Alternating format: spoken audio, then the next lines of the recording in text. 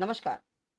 कानपुर से कुसुम सिंह अविचल उपस्थित हूँ श्री सत्य संदेश एक संकल्प साहित्यिक संस्था के फेसबुक पेज पर अपना गरिमामयी प्रकल्प कृतित्व की परिधि में व्यक्तित्व कृति संग कृतिकार संवाद संग साक्षात्कार।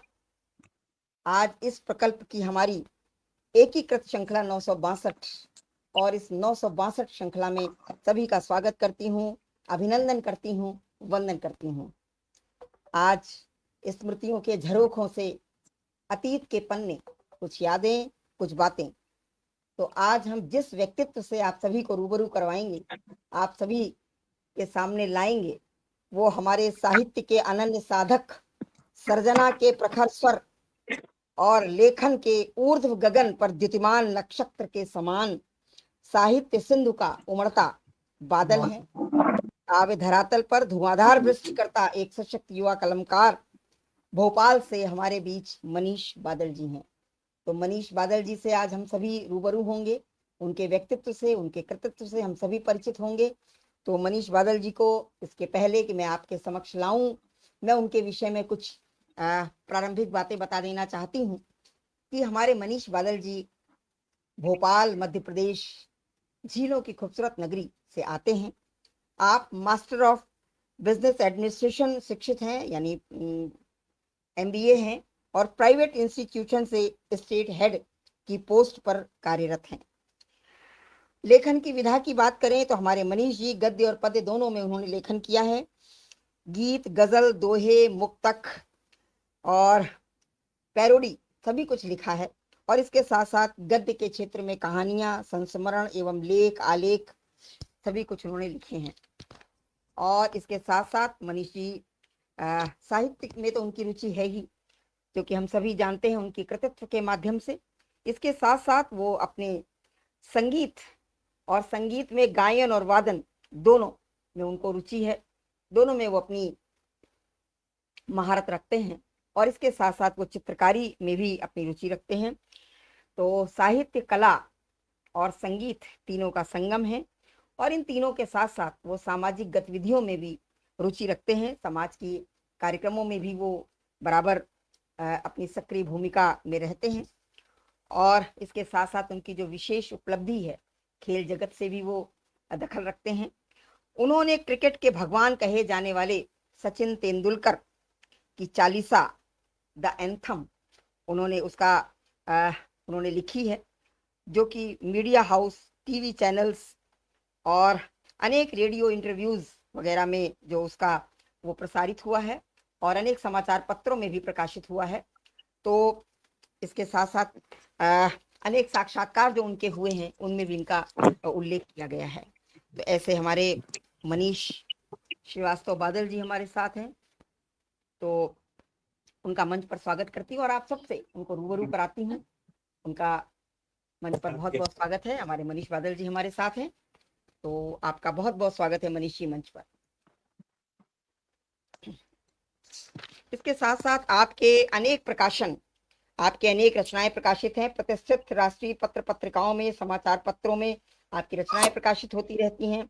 इसके साथ साथ दूरदर्शन, आकाशवाणी के साथ अनेक प्रादेशिक राष्ट्रीय टीवी चैनल्स पर और FM रेडियो पर आपके अनेक रचनाएं प्रसारित होती रहती हैं। तो ऐसे मनीष बादल जी हमारे साथ हैं। कुछ उनका नेटवर्क इश्यू है, तो उनका नेटवर्क सही हो जाए तो उनसे हम बातचीत प्रारंभ करते हैं। तो इसी बीच हमारे मंच पर जो भी हमारे साहित्य साधक मनीष जी उपस्थित हैं, उन सभी का स्वागत करती हूँ, अभिनंदन करती हूँ। और सबसे बड़ी बात यह है कि हमारे मनीष जी की अभी हालिया प्रकाशित 2 पुस्तकें, बहुचर्चित पुस्तकें हमारी जो है, सबसे पहले तो एक उनकी पुस्तक जो अभी 2023 में प्रकाशित हुई है, 2 मिसरों में गजल संग्रह, जो मध्य प्रदेश साहित्य अकेडमी द्वारा चयनित है और इसको चयनित की गई है। तो ये विशेष पुस्तक उनकी बहुचर्चित पुस्तक है, 2023 में जो प्रकाशित हुई थी, 2 मिसरों में गजल। और इसके साथ दूसरी पुस्तक उनकी बादल बादल प्यास, जो एक दोहा, सत्सई दोहा संग्रह है, और ये 2024 में प्रकाशित हुआ था। ये भी आपका भोपाल के प्रकाशन से प्रकाशित हुआ है। तो इस तरह आपकी 2 बहुचर्चित पुस्तकें प्रकाशित हैं। और मंच पर साहित्य सुधा रस कलश से उपस्थित हैं, हार्दिक स्वागत है प्रीति पाठक जी की उपस्थिति है, बहुत बहुत स्वागत है, बहुत बहुत अभिनंदन करती हूँ। मनीष जी का कुछ नेटवर्क इश्यू है, उनका नेटवर्क प्रॉपर आ जाए तो उनसे हम बातचीत करते हैं। और मैं उनके विषय में ही बात करती हूँ कि 2 मिसरों में जो गजल संग्रह है वो साहित्य एकेडमी मध्य प्रदेश, संस्कृत परिषद मध्य प्रदेश शासन और संस्कृति, मनीष जी हमारे साथ आ गए हैं, संस्कृत विभाग भोपाल से भोपाल के सहयोग से मंजुल पब्लिकेशन से प्रकाशित है आपकी ये पुस्तक, आपकी 2 मिसरों में गजल जो संग्रह है। और दूसरा जो आपका है बादल बादल प्यास, ये भी आपका इसी प्रकाशन से आपका प्रकाशित है। तो इस तरह आपकी 2 ये बहुचर्चित पुस्तकें हमारे साथ हैं। तो अब आप आइए, आपसे बातचीत शुरू करते हैं। आदरणीय मनीष बादल जी, अपना वीडियो ऑन कीजिएगा। जी, स्वागत है आपका, बहुत बहुत स्वागत है। जी जी, बहुत बहुत स्वागत है। मैंने आपके विषय में बहुत कुछ बता दिया है और चलिए अब हमारे मनीष जी हमारे बीच हैं। अब हम उनके मुखार बिंदु से ही हम अपनी वार्ता करेंगे और उन्हीं के मुखार बिंदु से उनके व्यक्तित्व और कृतित्व के विषय में जानेंगे। मंच के पार हमारे साथ प्रीति पाठक जी उपस्थित हैं, उनका स्वागत है, बहुत बहुत स्वागत है।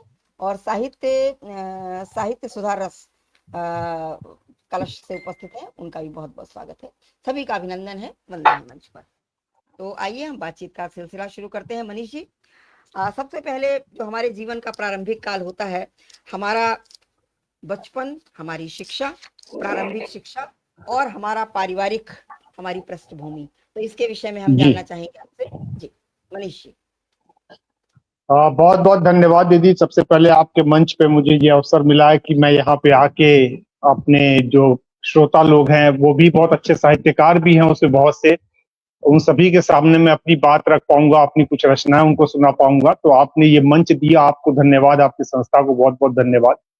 और मैं बताना चाहूंगा कि मैं मूलतः वाराणसी उत्तर प्रदेश का रहने वाला हूँ और मेरा ये सौभाग्य है कि वाराणसी जहां मैंने जन्म लिया वो भी साहित्य नगरी है, साहित्य हब है, बड़े बड़े साहित्य वहां से आते हैं।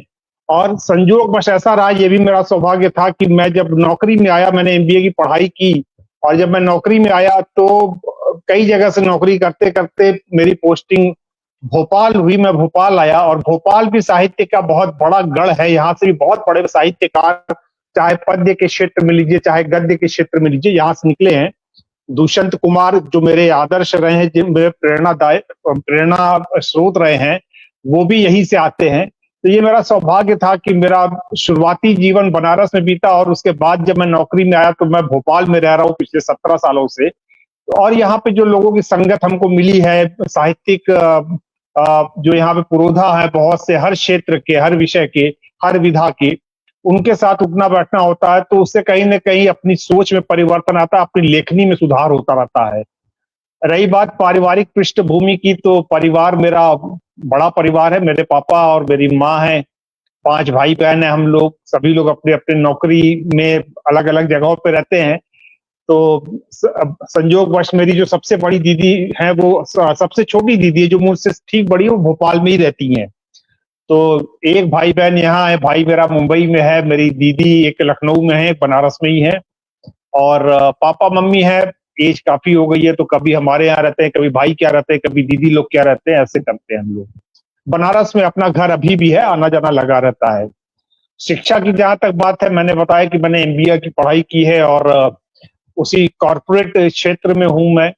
और अभी एट प्रेजेंट एक आईटी कंपनी है, इंडियन मल्टीनेशनल कंपनी है, उसमें एज अ एजी यहाँ पे नेशनल बिजनेस सेट करता हूँ। तो ये छोटा सा परिचय हुआ मेरा। मेरी मुख्य विधाएं छंद युक्त रचनाएं होती हैं, खास करके मैंने सीखा है बाकायदा।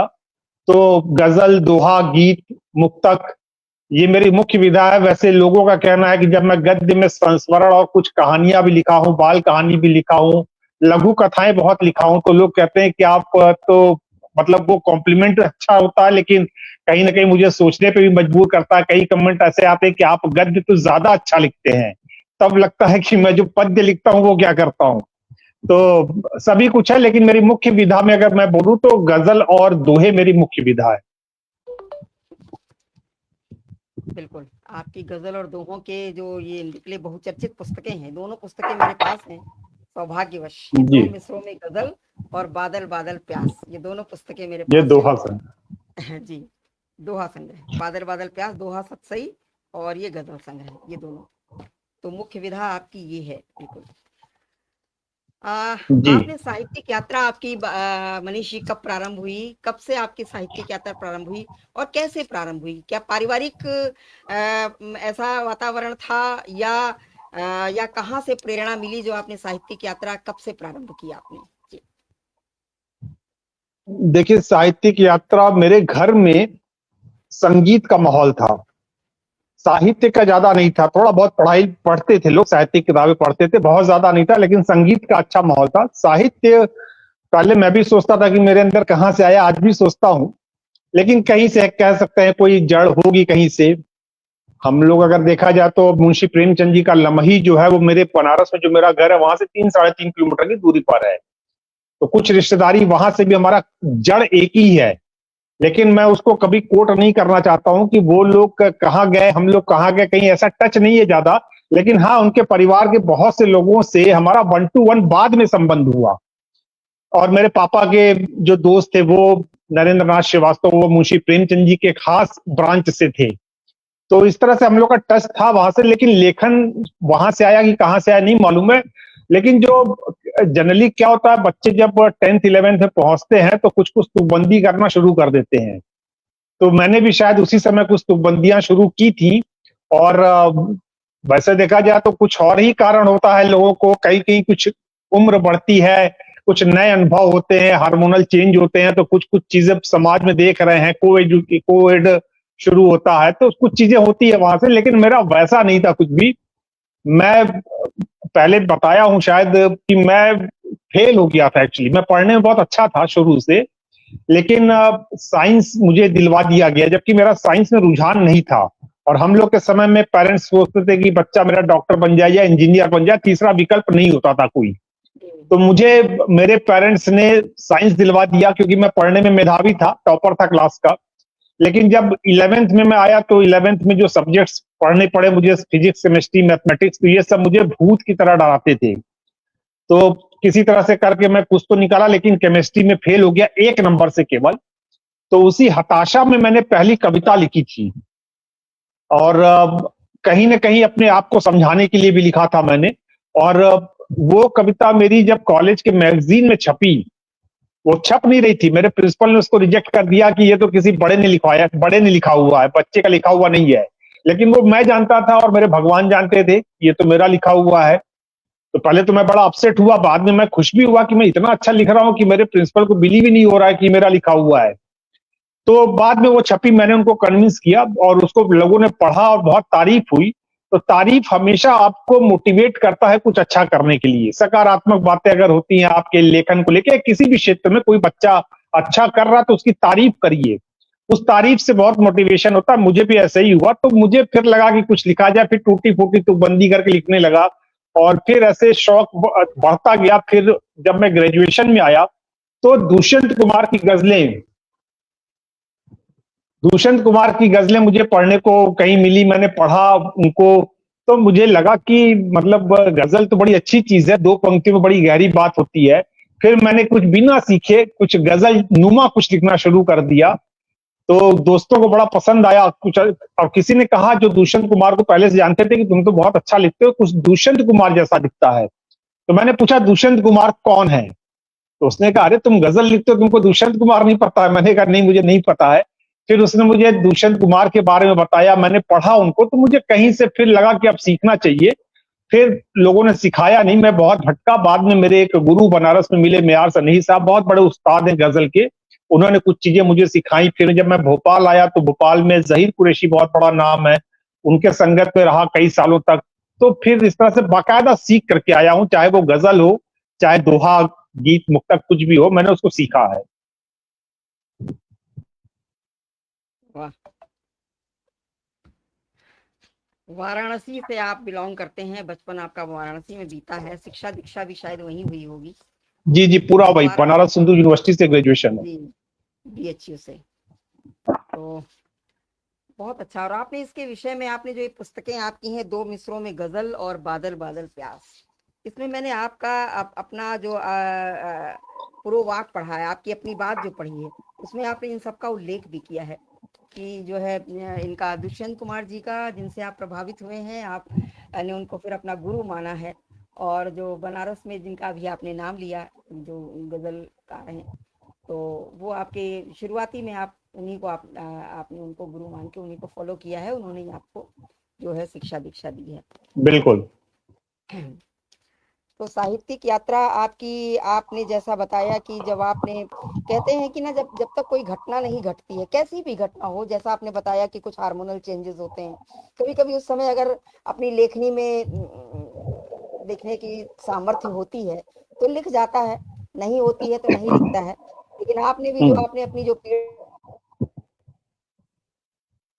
फेल होने की पीड़ा थी, उस पर आपने जो रचना लिखी, और कितनी बढ़िया लिख गई, जैसा आपने बताया कि लोगों को विश्वास नहीं हुआ कि आप लिखी हैं क्या। तो इसका मतलब पहली रचना आपकी वही थी। जी, पहली रचना। उसके पहले मैंने थोड़ा तुकबंदी करके लिखा था, वो कहीं डायरी पे भी नहीं लिखा है। पहली रचना का मतलब अच्छा। कि पहली अच्छी रचना। अदरवाइज तो ऐसे 2-4 लाइन तुकबंदी करके लिख दिया, किसी गाने की पैरोडी बना के कुछ लिख दिया, वो सब करता रहता था। लेकिन जो ढंग से जो लिखा मैंने, जो जिसमें मेरे भाव पूरी तरह से आए, जिसको मैं महसूस करके लिखा एकदम, कि मेरे लाइफ में इतना बड़ा ये एक कांड हो गया कि मैं फेल हो गया, जो बच्चा शुरू से टॉपर हो, तो उस भावनाओं में बह के जो ढंग से लिखी मैंने पहली कविता, वो मेरी वही आई थी। और उसके तारीफ से फिर आगे की यात्रा ये अनवरत जारी है फिर तब से। बिल्कुल, एक प्रोत्साहन मिल जाता है कि मैं कुछ जी, लिख सकता हूँ, अपने ऊपर एक कॉन्फिडेंस, एक आत्मविश्वास जाग जाता है। बिल्कुल अगर वो बिल्कुल। याद हो तो उसकी उसकी कुछ पंक्तियां सुना दीजिए, अगर याद हो तो। वो पहली कविता नहीं मुझे याद है, वो चूंकि मेरी पहली, मैं उसको पहली कविता ही बोलता हूँ। अब तो बंदी करके 2 लाइन लिख दिया, वो कविता नहीं है, वो कहीं नोटेड भी नहीं है। तो वो 11वीं का बच्चा है, तो कविता को वैसे ही सुनिएगा, मैंने उसमें कोई भी चेंज नहीं किया है। जी जी जी, स्वागत ये है। मुक्त मुक्त छंद में हुई थी वो। और एक 11वीं के बच्चे के हिसाब से सुनिएगा तो आपको अच्छा लगेगा कि मार्च अप्रैल का महीना था, परीक्षा से आया पसीना था, किसी तरह जब पढ़ने बैठा तो घर अंधकारमय था, पढ़ने का तो मन नहीं था, मौका अच्छा इससे नहीं था, माता पिता चिल्लाकर कहते बेटे लालटेन में क्यों नहीं पढ़ते, आगे यह बड़ी बाधा थी, मन ही मन चिल्लाता था, यह कमबख्त लालटेन ले आया कौन, बिना पढ़े परीक्षा में बैठा, पेपर देखकर मन तो ऐठा, प्रश्न ऐसा जो कभी न देखा, किसी तरह 3 घंटे बिताया, कक्ष से निकला तो सबको बताया, पेपर बहुत सरल आया था, पेपर बहुत सरल आया था, आगे ईश्वर ही जाने अब, जैसा ईश्वर चाहेगा वैसा ही हो पाएगा, 30 जून का इंतजार है, दिल बेकरार है, परीक्षा फल निकलने ही वाला है, पास हुए तो ठीक, नहीं तो मुंह काला है। जब 29 जून आया, दिल बहुत जोर से घबराया, देखा नंबर गोल था, हृदय गति रुक गई, सांस अटक गई, 5 घंटे बेहोश था, फिर आया होश था, सोचा अगर पढ़ते तो ये नौबत ही ना आती, मुंह काला होने के बजाय लालिमा छा जाती, मन ही मन फिर कहता था अब पछता के होत का, जब चिड़िया चुग गई खेत। ये कविता मैंने लिखी थी जब मैं 11वीं में था। बहुत मुझे बढ़िया। याद है क्योंकि दिल देखिए के बहुत करीब है, इसलिए मुझे याद भी है ये। देखिए, कविता बहुत बड़ी, बिल्कुल इसमें कुछ बाल सुलभ भी है, मतलब बिल्कुल आपने जैसा हूबहू आपने उतार दिया। जी, और एक देखिए, एक जो वाक्य है या शब्द है कि मुंह काला हो गया, तो ये देखा जाए, अगर हाँ। आज अगर आप लिखोगे तो ये इस्तेमाल नहीं करोगे आप। लेकिन वो उस बिल्कुल। समय की मौलिक जो थी, एक जो बच्चे की, जो भी एक टीनेजर होता है, किशोरावस्था जो होती है, हम्म। किशोरावस्था में आपने लिखा, तो मतलब एक जी, किशोर वय में जो आपने बिल्कुल मन में आया वही आपने लिख दिया कि अगर मैं बिल्कुल। फेल ना होता तो मेरा मुंह काला नहीं होता। हम्म। बहुत बढ़िया, बिल्कुल मौलिक, बिल्कुल मौलिकता, और बिल्कुल जैसे एक बाल सुलभ कहते हैं उस तरह की रचना। जी, जी। प्रीति पाठक जी लिख रही, वाह वाह, बहुत अच्छा कमेंट्स कर रही हैं उनकी। अच्छा। निसंदेह आज का कार्यक्रम शानदार होगा, बिल्कुल शानदार होगा। हमारे साथ मनीष बादल जी हैं तो बिल्कुल शानदार होगा। सिंधु मिश्रा जी जुड़ गई हैं इसी बीच हमारे साथ में, आपका भी स्वागत है, सभी का स्वागत है। जो हमारे मनीषी हमारे साथ जुड़े हुए हैं, सभी साहित्य साधक सुधी श्रोता हैं, सभी का मन पर स्वागत है। आप यूं ही जुड़े रहिएगा, जिससे हमारा ये सभी को, जो जी जो भी नेपथ्य में मुझे बैठ के सुन रहे हैं, सामने बैठ के सुन रहे हैं, और सभी को मेरा धन्यवाद, समय निकाल करके आए हैं। खास करके महिलाएं, मुझे लगता है कि ये खाना बनाने का समय होता है घर में, लेकिन अगर उन्होंने शायद समय निकाला है मेरे लिए, तो मेरे लिए सौभाग्य की बात है। तो आप सभी को बहुत बहुत धन्यवाद। बिल्कुल। तो चलिए, आपने थोड़ी बात कर लेते हैं, इसके बाद इन दोनों पुस्तकों पर अपनी बात हम लोग केंद्रित करेंगे। जी आपने जी जैसे बिल्कुल। संगीत, आपने कहा आपने आपके घर में संगीत का वातावरण था, तो संगीत मतलब क्या माता पिता मतलब दोनों को था या किसको था संगीत? नहीं, मेरी मेरी माँ ने, अभी वो 83-84 साल की हैं, उन्होंने अपने बचपन में जब 16-17 साल की थी तो उन्होंने पूरा तबले का कोर्स किया था, तबला सीखा था उन्होंने। मतलब आज से करीब आप समझिए कि 65 साल पहले की बात, करीब 60 से 65 साल पहले की बात है। तब उन्होंने तबला सीखा था और उसका प्रभाव ये था कि हम लोग 3 बहन है, मेरी 3 बड़ी दीदी है, फिर मैं हूँ, फिर छोटा भाई है। तो जब मेरी दीदी लोग बड़ी हुई तो दीदी लोगों को भी उन्होंने संगीत की बाकायदा शिक्षा दिलवाई। सबसे बड़ी दीदी ने सितार सीखा, प्रभाकर कोर्स किया, 5 साल का कोर्स होता है वो। सेकंड नंबर की दीदी ने तबले का कोर्स किया, थर्ड ने वोकल का किया। मैंने नहीं किया कोई, मैंने कुछ, हम लोग क्रिकेट खेलने निकल जाते थे तो वो नहीं किया, लेकिन हाँ मुझे गिटार, कुछ ऐसा इंसिडेंस हुआ था कि मेरे एक सर थे पंडित श्यामनाथ मिश्रा जी, उनसे गिटार मैंने कुछ दिन ही सीखा, केवल 7-8 दिन सीखा, लेकिन वो आगे कंटिन्यू नहीं हो पाया।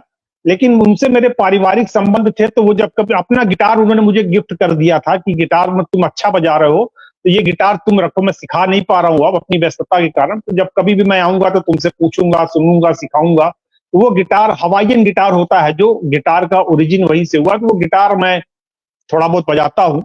और बस ऐसे ही है, घर का माहौल था संगीत का हमारे। जी।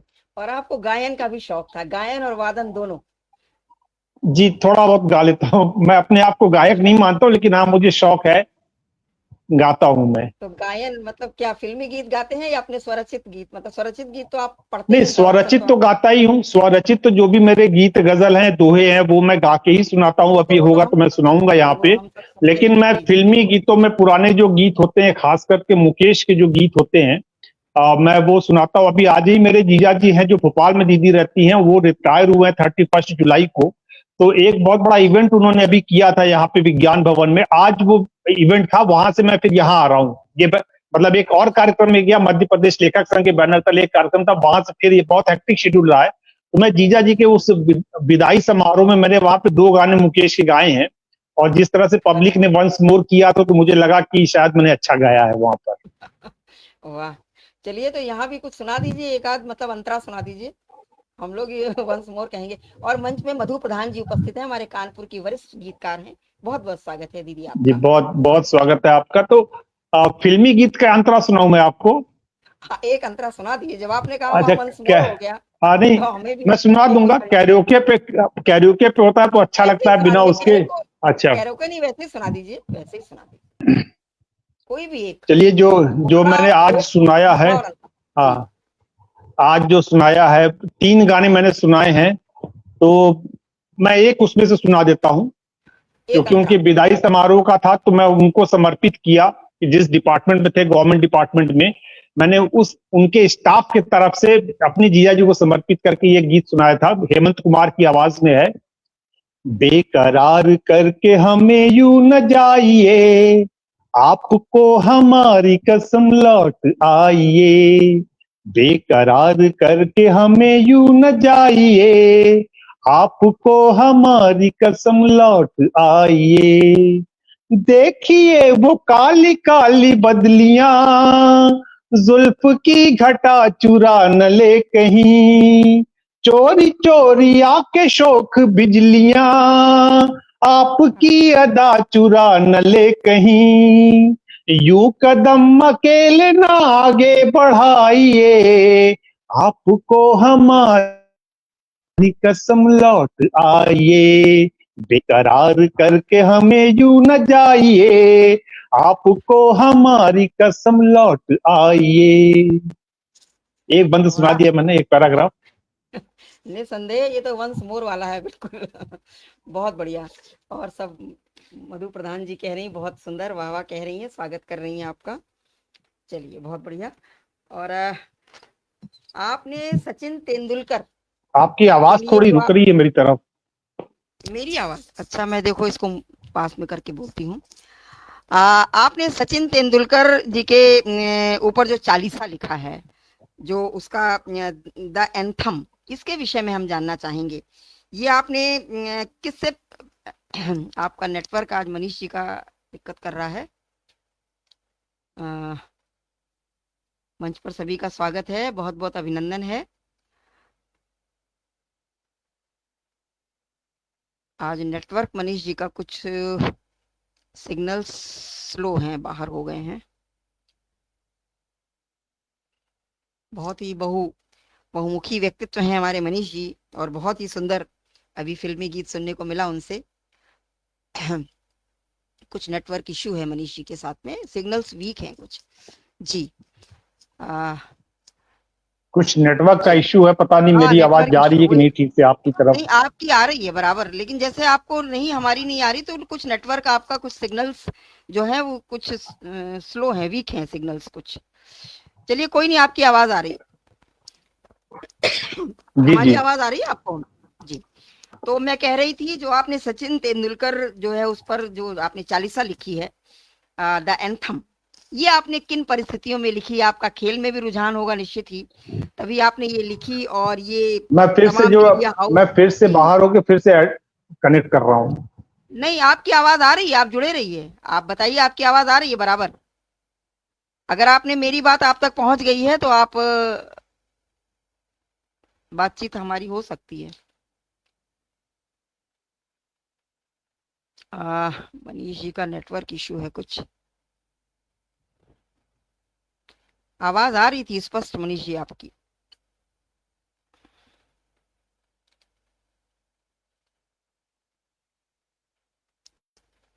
तो सभी का स्वागत है। प्रीति पाठक जी बराबर हमारे साथ बनी हुई है, बहुत बहुत स्वागत है। मधु प्रधान दीदी का स्वागत है। सिंधु मिश्रा जी, सिंधु मिश्रा जी का स्वागत है, बहुत बहुत अभिनंदन है सभी का मंच पर हमारे। और मनीष जी आ गए हैं। जी जी मनीष जी, हमारी आवाज पहुंच गई थी आप तक, तो आप से जानना चाहेंगे हम।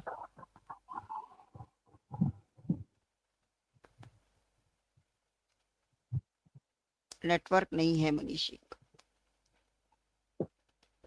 जी आप कुछ बोले मनीष जी, तो पता लगे आपकी आवाज।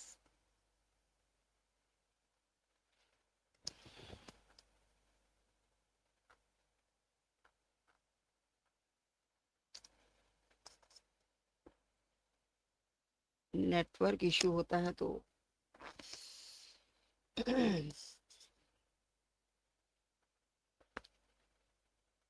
तब तक आप कुछ सुनाइए, मैं क्या सुनाऊं, आज तो मनीष जी का हम मनीष जी को सुनने के लिए हम यहाँ बैठे हैं।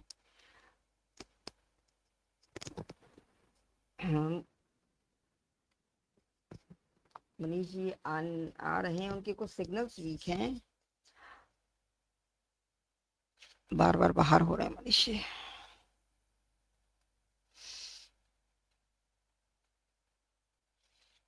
नेटवर्क का कुछ पता नहीं रहता है, कुछ मौसम भी गड़बड़ है, बारिश वगैरह है, तो उसमें भी दिक्कत रहती है। अभी तो अच्छे से जुड़े हुए थे आप, आपकी आवाज आ भी रही थी। आप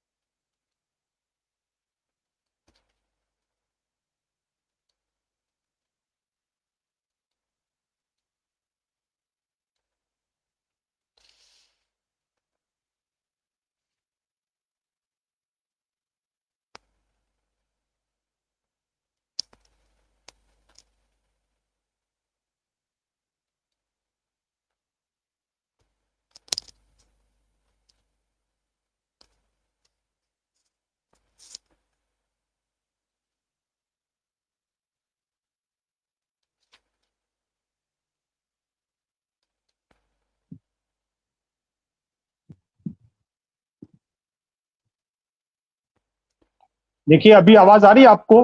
हाँ, आ रही है आवाज, आपकी पहले भी आ रही थी, आपको लग रहा होगा, आवाज पहले भी आ रही थी आपकी। तो आपने अगर नहीं, बात आपकी सुन ली आवाज हो तो हाँ, मेरी आवाज आ रही है आपको? मेरी आवाज पहुंच रही है आपकी आप तक? आवाज बहुत डिस्टर्बिंग आ रही है ना। आपकी चलिए आवाज कोई बहुत बात नहीं। डिस्टर्बिंग आ रही है, पता नहीं क्या, क्योंकि अब नेटवर्क आप मेरा एकदम फुल दिखा रहा है, जैसे होता है ना ऊपर जो सिग्नल बने होते हैं एकदम हाँ, फुल दिख रहा है वो। चलिए कोई बात नहीं है। मैंने आपसे जो कहा था वो अगर आपको ना सुनाई दिया हो तो मैं दोबारा कह देती हूँ कि आपने सचिन तेंदुलकर पर जो सचिन चालीसा आपने लिखी है द एंथम, तो वो किन हम्म। परिस्थितियों में लिखी? आपकी क्या क्रिकेट में भी रुचि रही है, खेलकूद में भी रुचि रही है? उसके विषय में हम जानना चाहेंगे। इसके बाद आपकी दोनों कृतियों के विषय में बात करेंगे। और मंच पर हमारे साथ बोधिसत्व कस्तूरिया जी जुड़ गए हैं, उनका भी बहुत बहुत स्वागत है जी। हाँ, मेरी क्रिकेट में मुझे बहुत रुचि थी। और जी मेरी आवाज साफ आ रही है आप तक, मैं बोलता रहूं? बिल्कुल साफ आ रही। नहीं आएगी तो मैं बता दूंगी, बिल्कुल साफ है जी। मुझे लगता है कि दीदी आपकी तरफ से नेटवर्क का इशू दिख रहा है मुझे, क्योंकि मेरे तरफ तो आप फुल नेटवर्क है। कोई बात नहीं, आपकी आवाज बिल्कुल बढ़िया आ रही है। आप अपनी बात जारी रखिए। मेरी आवाज आ रही है आप तक? बिल्कुल आ रही है, बढ़िया आ रही है, बढ़िया फर्स्ट क्लास आ रही है। आप बोलिए, आप बोलिए मनीष जी। मुझे हाँ, मुझे क्रिकेट में बहुत रुचि थी और बचपन से खेलता रहा हूँ क्रिकेट।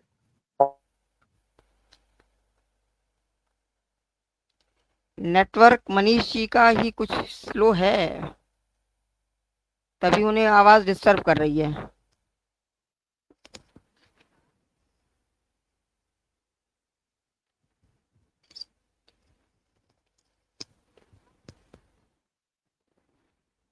नेटवर्क इशू है।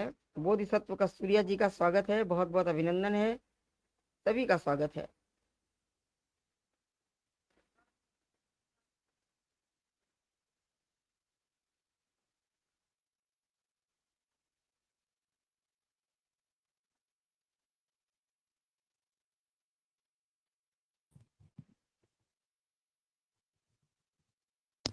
जी मनीष जी।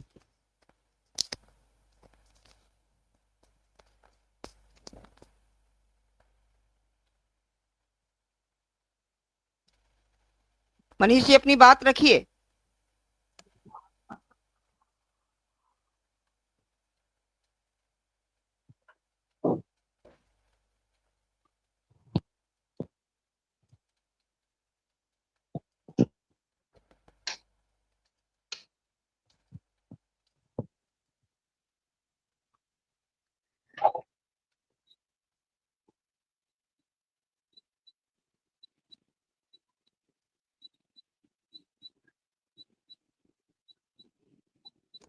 हेलो। हाँ हाँ मनीष जी बोलिए आप। हाँ, मैं देखिए बालकनी में आ गया हूँ। हाँ ठीक है, मुझे ठीक लगता है, है ठीक है। कि है ना। आपकी आवाज वैसे साफ आ रही थी, हाँ लेकिन कुछ नेटवर्क सिग्नल्स वीक थे, तो आप हाँ अपनी बात जी रखिए जी। जी। सचिन हाँ, मैं तेंदुलकर का यही जो आप बता रहा था कि जी। सचिन तेंदुलकर को पे मैंने पूरी सचिन चालीसा लिखी है, जो कि पूरे जो व्याकरण होता है सचिन, मतलब चालीसा का जो व्याकरण है कि उसमें दोहे होते हैं, 3 दोहे हैं, 2 दोहे स्टार्टिंग में है, फिर 1 दोहा अंत में, 40 चौपाइयां हैं उसके अंदर। हम्म। तो उसका मैंने ऑडियो वीडियो बनवाया है। मैं क्रिकेट का बहुत बड़ा मतलब मैं भी बहुत अच्छा प्लेयर था। मेरा जहाँ पे सिलेक्शन हुआ था लखनऊ स्पोर्ट हॉस्टल में, बाद में मैं वहां पे खेल नहीं पाया, क्योंकि उसके पता चला कि वहां पे पढ़ाई सिर्फ 1 पीरियड होती है, बाकी खेल होता है। तो मुझे वहां से वापस पापा ने बुला लिया कि जब पढ़ाई होती ही नहीं है तो कायस्थ का बच्चा कलम दवात की पूजा करने वाला वहां खेलेगा, पता नहीं। उस समय सचिन तेंदुलकर और हम लोग की एज ऑलमोस्ट बराबर है। तो ऐसा लग रहा था कि और कोई प्लेयर ऐसा नहीं था कि हमको बहुत मोटिवेशन मिला हो या पेरेंट्स को बहुत मोटिवेशन मिला हो कि नहीं खिलाओ। वो लगता था कि खेलेगा तो, हमारे समय कहते थे खेलोगे कूदोगे होगे खराब, हो गए पढ़ोगे खराब, हाँ। लिखोगे होगे नवाब। नवाब। तो हम लोग को वही, इसलिए मुझे वापस बुला लिया। बाद में उसी जगह से, उसी लखनऊ जो स्पोर्ट हॉस्टल है कुर्सी रोड पे, वहां से बाद में अगर आप देखेंगे तो इंटरनेशनल प्लेयर निकले, प्रवीण कुमार, आरपी सिंह, सुरेश रैना, ये सब वही के प्लेयर हैं। जहां पे मेरा हुआ था और मुझे वापस बुला लिया गया था। तो फिर सचिन को मैं देखता था कि बहुत, जितना अच्छा प्लेयर उतना ही अच्छी शख्सियत, मतलब उसकी आप जीवन देखिए तो अपने माँ बाप को लेके चलना, अपने पत्नी को, अपने परिवार को लेके चलना। उसके जीवन में 24 साल उसने क्रिकेट खेला, उसके जीवन में एक कोई काला दाग नहीं है। कि किसी से मैदान पे किसी से तू मैं हो गई हो उसकी, और रिकॉर्ड उसके देखिए तो सब कुछ ऐसा देख के लगा कि हाँ, मतलब जो कहते हैं कि क्रिकेट का भगवान, तो जी भगवान ऐसा तो नहीं, लेकिन हाँ, कहीं ना कहीं हमारी भावनाएं उस तरह की हैं उनके साथ में। तो मैंने कुछ जब उन्होंने जब सुनील गावस्कर का 34 शतकों का रिकॉर्ड तोड़ा टेस्ट मैच में, तब मैंने जो है कुछ दोहे लिखे उनके लिए, फिर कुछ चौपाइयां लिखी। और जब वो भारत रत्न मिला, जब वो रिटायर होगा क्रिकेट से, भारत रत्न मिला, तब मैंने वो पूरी 40 चौपाइयां और सचिन चालीसा पूरा कंप्लीट किया। और आज वो यूट्यूब पे है, बहुत वायरल है, बहुत से लोग उसको देखते हैं। ये है जी सचिन चालीसा की कहानी, ये है। जी बिल्कुल।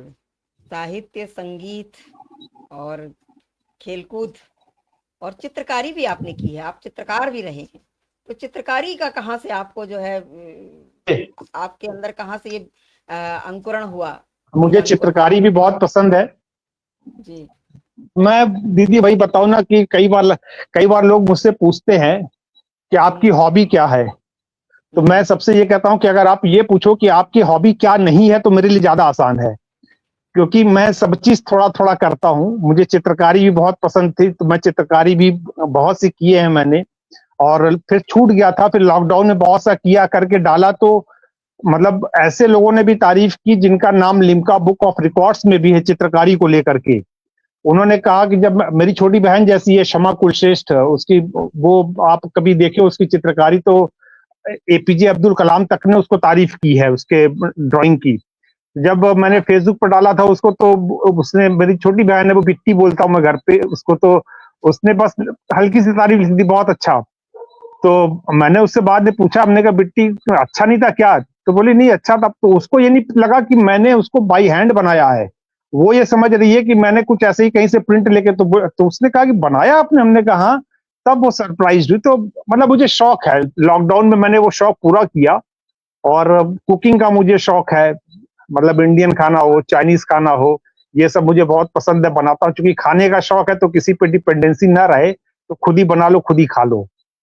अरे वाह। तो तो जी, ऐसा व्यक्तित्व तो बिल्कुल मतलब एक सरस व्यक्तित्व कह सकते हैं कि आप कभी भी बोर हाँ, नहीं हो सकते हैं, इतनी ज्यादा नहीं मैं, आपकी आपकी हॉबीज हैं। हाँ, ये जी सच्चाई है कि मैं अगर अकेले रहूंगा तो मैं बड़े आराम से अपना समय बिता सकता हूँ, 10-15 दिन, 2 हफ्ते, मतलब मुझे कोई जी दिक्कत नहीं है अकेले रहने में। कुकिंग तो बहुत ही एक अच्छा रहता है, कुकिंग का शौक अगर है तो ये बहुत हम्म। अच्छा, ये बहुत अच्छी हॉबी होती है कुकिंग वाली। तो जी। लेकिन बहुत ही रेयर देखने को मिलती है पुरुषों में, खास तौर से वो आपके अंदर है। बहुत हम्म। अच्छा, बहुत ही अच्छा लगा जान के ये। और जी, बहुत धन्यवाद। जी, और इसके साथ साथ जो आपकी ये दो पुस्तकें, कुछ आपसे सुन लेते हैं, इसके बाद बात करते हैं पुस्तकों के बारे में। आप कोई रचना सुना दीजिए, चाहे तो गीत, गजल, कुछ भी। गीत का चाहे तो एक बंद सुना दीजिए, कोई गीत अगर आ- रखना चाहें तो, या गजल रखना आपकी, चाहें तो कुछ दिए। अच्छा, गीत, जी आप गीत सुनना, एक सेकंड होल्ड करिए, मैं बालकनी से अपना, जस्ट मिनट।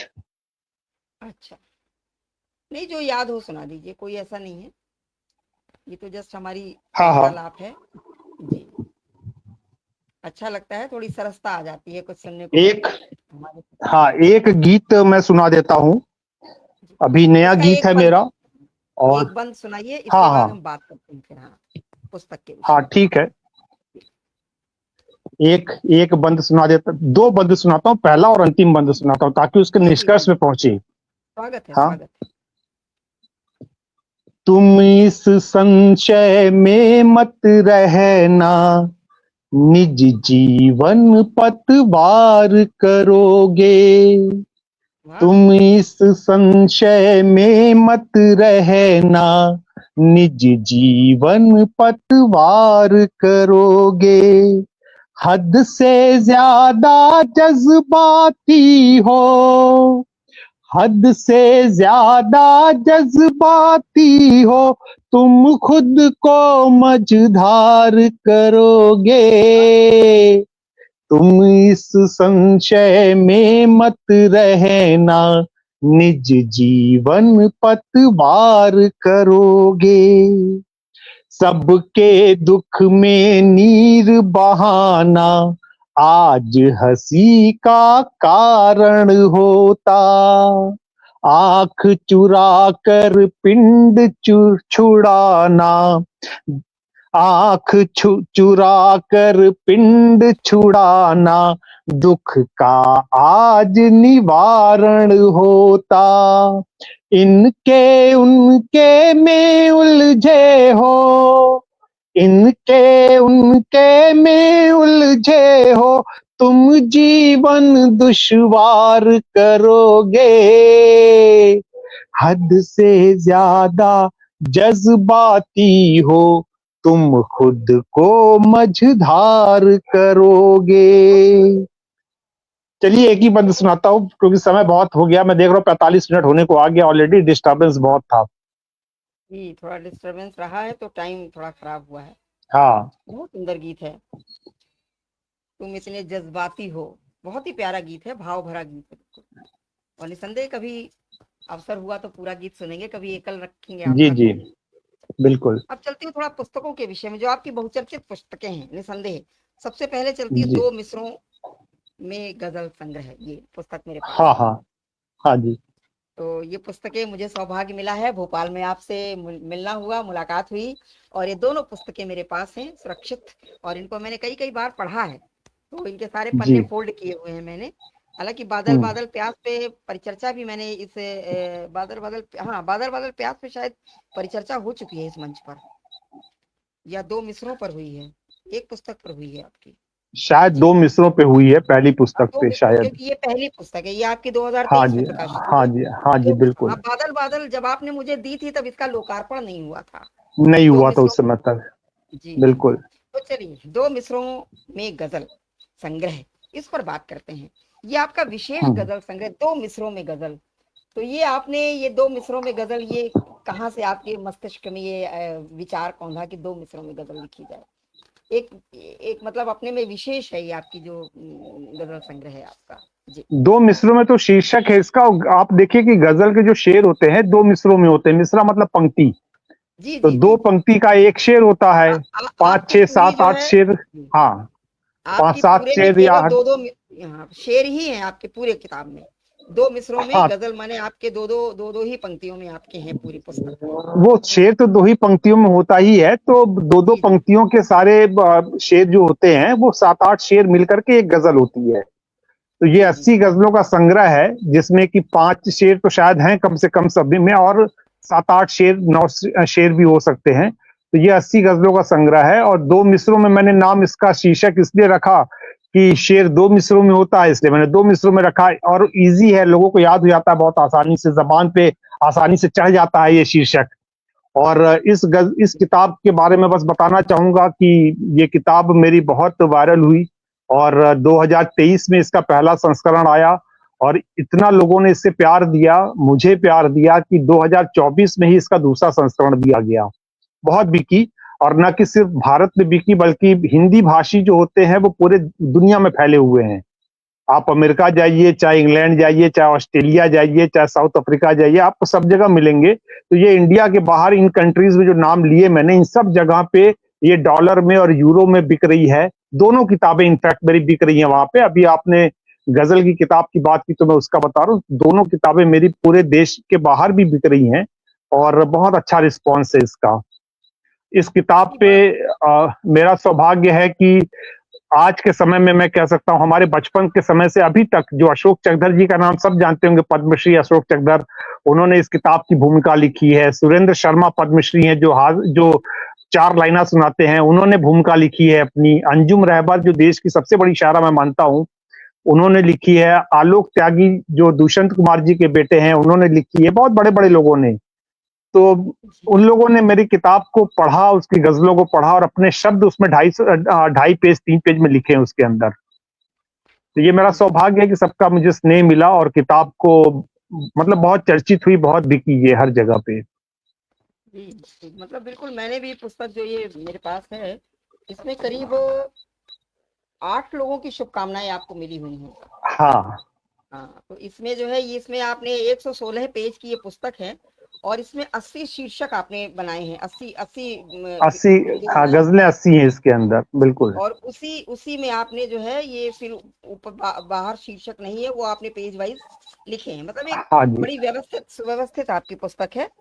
और हर एक शीर्षक में उसी तेवर के मिसरे भी हैं, क्योंकि आपने शीर्षक पहले ही जो आपने सूची बनाई, अनुक्रम बनाया है, उसी के हिसाब से आपके मिसरे भी हैं। शुभकामना संदेश जो आपने बताया, तो अशोक चक्रधर जी ने जो इसमें शीर्षक दिया है, आईनों में फरिश्तों की संभावनाएं, कितना सारगर्भित उन्होंने शीर्षक दिया है, आईनों में फरिश्तों की संभावनाएं। मतलब बहुत ही ये मुझे उनका देखकर ही मुझे अच्छा लगा। और उन्होंने इसमें आपकी जो ये पंक्तियां कोड करी हैं कि 2 मिसरों में इस जीवन का सार लिखा करता हूं मैं, और संग अपनों के गैरों को भी प्यार लिखा करता हूं मैं, सीधी सच्ची सोच है मेरी, सीधे हैं सारे अशआर, और दो का जोड़ हमेशा 4 लिखा करता हूँ। ये उन्होंने कोट की है, आपका ही ये पंक्तियां कोट करी हैं। मैं चाहूंगा दीदी, मैं चाहूंगा कि आप अशोक चकधर जी की जो अंतिम लाइन जो लिखी उन्होंने मेरे बारे में, वो पढ़ के सुनाइए। वो अच्छा, मुझे ये बहुत मोटिवेशन देते हैं। ये लास्ट में एक वाक्य की पूरा पैराग्राफ? नहीं नहीं नहीं, एक वाक्य, अंतिम वाक्य पढ़िए बस, उन्होंने अंतिम अंतिम वाक्य सेंटेंस लिखा है सेंटेंस। जी, मनीष बादल को अभी बहुत आगे जाना है, मैं हमेशा उनकी अगवानी में खड़ा रहूंगा, ये उन्होंने लिखा है। तो बहुत बड़ी बात है निसंदेह। अशोक चक्रधर तो उस जमाने के हैं जब ब्लैक एंड व्हाइट टीवी चला करता था। मुझे याद है ये जब ब्लैक एंड व्हाइट टीवी हमारे घर में था, तो ये अशोक चक्रधर जी के ये हाथ से आया करते थे, तब हम सुना करते थे। उस समय मेरी भी उम्र याद नहीं, लेकिन कम ही उम्र थी, तो भी लगता था कि अशोक चक्रधर ये क्या है इस तरह। तो मतलब सोचिए इतना सीनियर जो है बिल्कुल स्थापित रचनाकार, जो आपको उसका शुभकामनाएं आशीर्वाद मिला है, तो बड़े वो भाग्य की बात। भोपाल आते हैं तो मुझे सुबह ही फोन कर, आने के पहले भी फोन कर देंगे, आके ही फोन करते हैं, मेरे साथ ही रहते हैं दिन भर, मुझे अच्छा, बहुत स्नेह करते हैं, बहुत मानते हैं वो जी। जी। और पहला हास्य कवि मैंने इन्हीं को सुना था सबसे पहले, व्यंग्य और हास्य हाँ, का, जो जब मैंने अपना होश संभाला था। आयु मुझे याद नहीं क्या आयु है, होगी कुछ 25-30 साल अभी की होंगे होगी। अप्रोक्स, अभी 70 प्लस होंगे वो, हाँ, तो अभी 70 तो प्लस हो गए हैं, 77 कुछ बताया था उन्होंने मुझे। अच्छा। और अभी भी स्विमिंग करते हैं तो बताते हैं कि देखो मैं इतने साल का हो गया, उसके बाद भी स्विमिंग करता हूँ। जी। हाँ तो वही मतलब मुझे जब ये शुरू शुरू में बिल्कुल मुझे लगता है मैंने पहले कभी इन्हीं को सुना था, और इतने जी बढ़िया जी। व्यंग्य और हास्य होते थे, बहुत अच्छा लगता था। मंच पर हमारे साथ वीना सिन्हा जी उपस्थित हो गई हैं, यूएस से हमारे साथ हैं, और रितंभरा सिंह जी की उपस्थिति हुई है। बहुत बहुत स्वागत है। उमानाथ त्रिपाठी जी नमस्ते, हमारे साथ हैं। मैं नमस्ते बोलता हूँ दीदी लोगों को, बीना दीदी को, सभी को। जी। आप लोगों ने समय निकाला, आप सुन रहे हैं, यूएस में अभी सुबह का समय होगा। जी, जी उमानाथ त्रिपाठी जी हमारे साथ नोएडा से जुड़ गए हैं। रितंभरा सिंह जी हमारे साथ जुड़ गई हैं, बहुत बहुत स्वागत है। डॉक्टर अमरेंद्र वर्मा जी हमारे साथ जुड़ गए हैं, हार्दिक अभिनंदन है। दीपचंद गुप्ता भैया जुड़े हैं फतेहपुर से हमारे साथ, बहुत बहुत स्वागत है। सभी हमारे रचनाकार सभी जुड़े हैं। तो अभी आपका नेटवर्क कुछ प्रॉब्लम थी, लेकिन अब आपका नेटवर्क प्रॉपर है, थोड़ा बाहर है तो आवाज बिल्कुल क्लियर है। जी जी। बोधिसत्व जी हमारे साथ जुड़े हुए हैं, सभी का स्वागत है, बहुत बहुत स्वागत है। चलिए कोई बात नहीं, थोड़ा अगर समय हो जाएगा, क्योंकि डिस्टरबेंस बहुत रही है आज। हाँ, 15-20 मिनट तो उसमें चला गया कम से कम। सुरेश शर्मा जी, जो एक बड़ा नाम है हास्य, उनकी भी आपको शुभकामनाएं मिली हुई हैं, बहुत ही सुंदर। मतलब सोचिए इसमें बड़े स्थापित रचनाकारों की आपके इसमें हैं, और एक आप युवा कलमकार हैं, तो एक युवा कलमकार के लिए इतने बड़े बड़े साहित्यकारों का आशीर्वाद मिलना बड़ा दुर्लभ होता है, लेकिन आपको मिला है, बहुत अच्छा। इन्होंने भी जी, आपकी जो पंक्ति आपकी कोड करी है, पंक्ति क्या गजल के वही 2 मिसरे होंगे कि शेर हमको कोट किए काटे हैं। ही मिले इमदाद में बादल यहाँ, हमको काटे ही मिले इमदाद में बादल यहाँ, और मांगने की छूट होती रात रानी मांगते। मांगने की, बहुत प्यारा ये मुझे, मैंने पढ़ी है, मुझे जो अच्छा लगा, मैंने एक नोट भी किया है कि उसका जी वाचन करेंगे। और अभी आपसे एक गजल भी सुनेंगे इसी की।